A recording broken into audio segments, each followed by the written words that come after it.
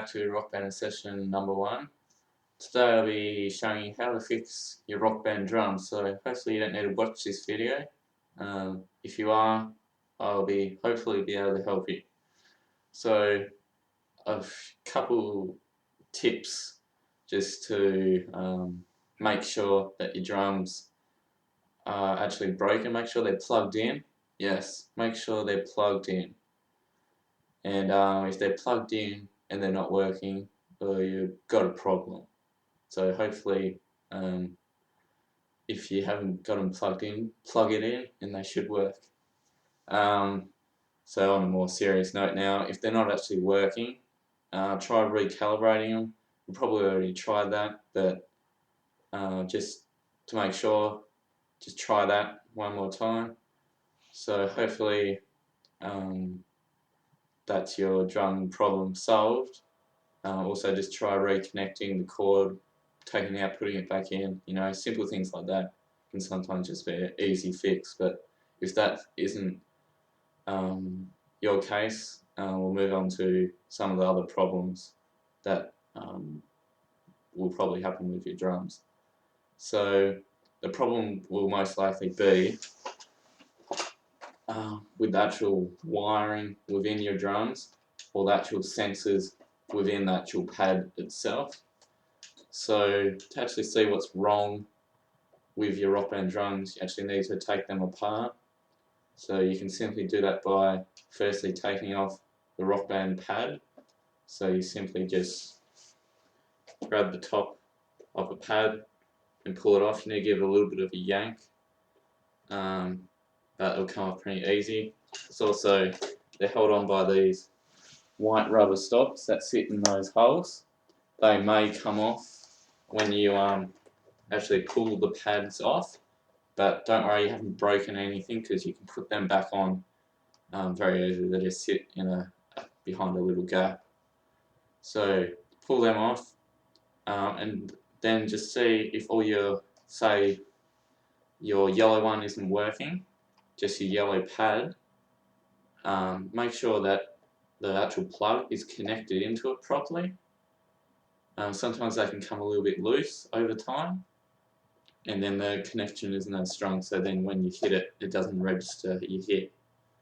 So just try pulling that out and putting it back in the socket, and then turn it back on, see if it works. Hopefully it does, and that's your problem solved. If not, what you need to do is, say again, your yellow one isn't working, all your other pads are working, get your blue pad. So you've removed your yellow pad, get your blue pad, plug it into where your yellow one would be, and see if the blue pad where the yellow one would be, see if that works. If that works, it means that the sensor within your yellow pad has had it, so it's just died because it's been hit so many times. So then what you need to do then is just buy a new pad pretty much, and you can buy that off eBay for about $15 to $20 posted to Australia. You just want to get the same console brand pad and the same version of the drum pad that you got. If you got to say if that didn't work, it's a problem with your wiring. Also, when you're actually switching the pads around, trying to see if they work. If the yellow one doesn't work, try the blue one, or vice versa. Don't put a green pad where the blue or yellow one would be, because the green and the red pad are slightly different underneath. They've got a little bit of plastic under the foaming, and that's just because I think they seal on the edge and a bit more protection, since they sort of bobble around a bit. Since this one's got these two here got the backing support, so they can affect when you hit the pads, and they won't actually register the hit as well. So if your wiring isn't working, you can undo your drums, and I'll just show you what they look like.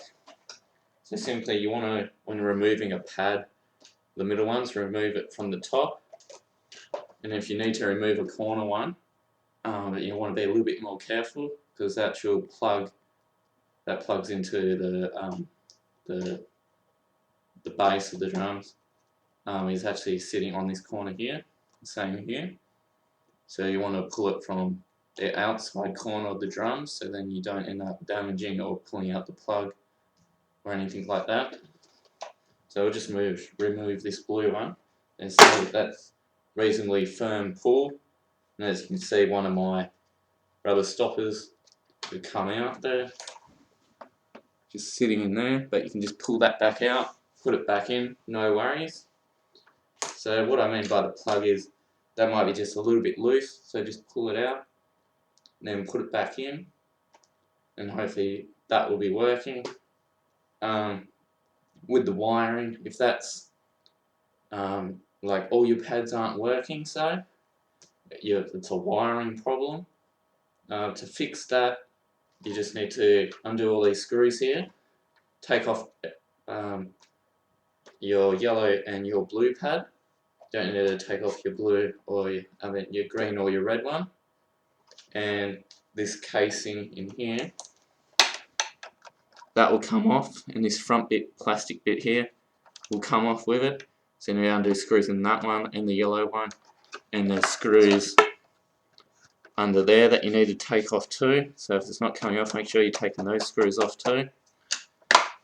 And then just check for like little nicks in the wire, and if any of the soldering in there has come loose or a wire has come off the solder that's been in there.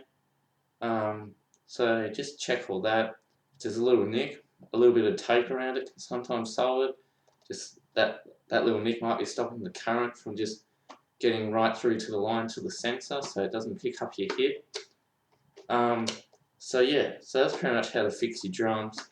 If you know how to do a bit of soldering, you can most likely fix these drums, but it's a bit hard to tell if it's actual wire problem, since most of the time it's just probably got a bit overheated or fried the wire a little bit, so it's a bit hard to actually see what the actual problem is.